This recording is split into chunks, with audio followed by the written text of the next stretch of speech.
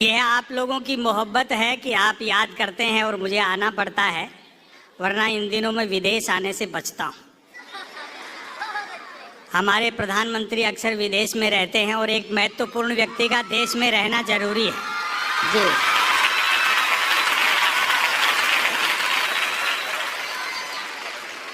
वाह।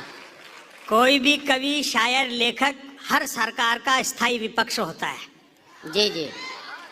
इसलिए आप मेरे हास्य व्यंग की बातों को या मेरे लेख को उसी अंदाज में लेंगे। जवाहरलाल से चले थे, मुंगेरी लाल तक आ गए। वाह। मैं तो घर की दहलीज पे बैठा अखबार पढ़ रहा था, एक खबर का टाइटल पढ़ करके उछल गया। शायद आपको भी आनंद आएगा। आज भारत के प्रधानमंत्री भारत आएंगे।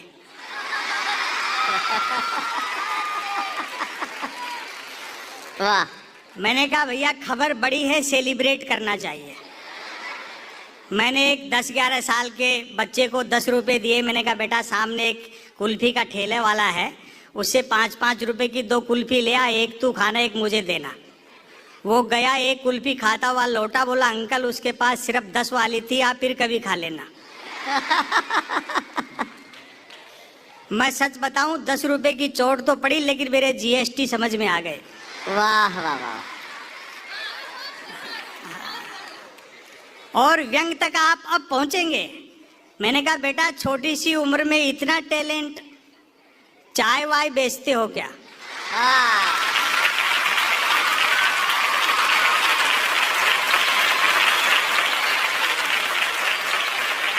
वाह वाह वाह। विकास का एजेंडा कह करके आए थे, कुर्सी मिलते एजेंडे के विकास में लग गए। वाह। और सवाल खड़े करो तो जूता निकालते हैं। पार्टी के प्रवक्ताओं को छोड़ो, मंत्री तक इतने गुस्से में रहते हैं कि जिसको पीटने दौड़ते हैं उससे आगे निकल जाते हैं। अभी एक सज्जन मिल गए, बोले संपत सरल जी, पार्लियामेंट तो पार्लियामेंट, लाल किले से भी धड़ल्ले से झूठ बोला जा रहा है, आपको कैसा लगता है?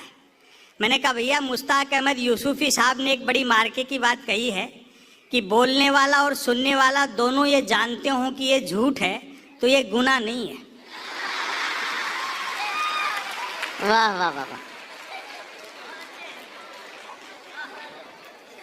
खुशी की बात है कि देश में असहिष्णुता पूरी तरह खत्म हो गई और जबरदस्त हास्य का माहौल है।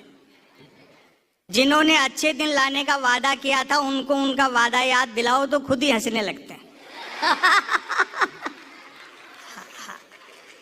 अब बेवजह का तनाव न पाले, समय के हिसाब से चीजें बदल रही हैं। अभी और अच्छे दिन आएंगे जब बुलेट ट्रेन चल जाएगी। सुनते हैं उसका किराया भी कम होगा और वो सवारियां लेने भी घर घर जाएगी। और हमारे माननीय प्रधानमंत्री जी ने बड़े दिमाग से काम लिया।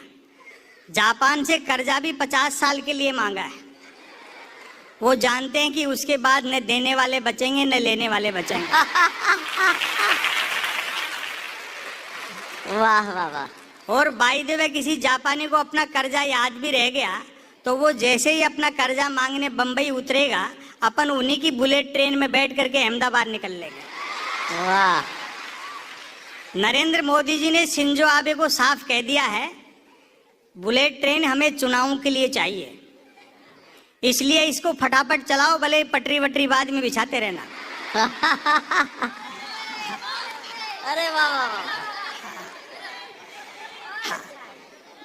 यही मेरे व्यंग्यों के विषय हैं। थोड़ा बहुत आप लोगों को तनाव हो तो योग कर लिया करो, क्योंकि योग करते रहने से आदमी का शरीर इतना लचीला हो जाता है कि संकट के समय किसी भी महिला के कपड़े पहनो फिट आते हैं।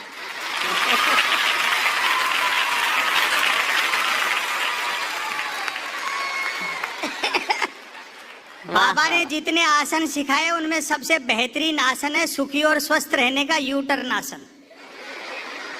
जब तक सामने वाला डर रहा है तलवार से काम लो, जैसे खुद पे आ गई सलवार से काम लो।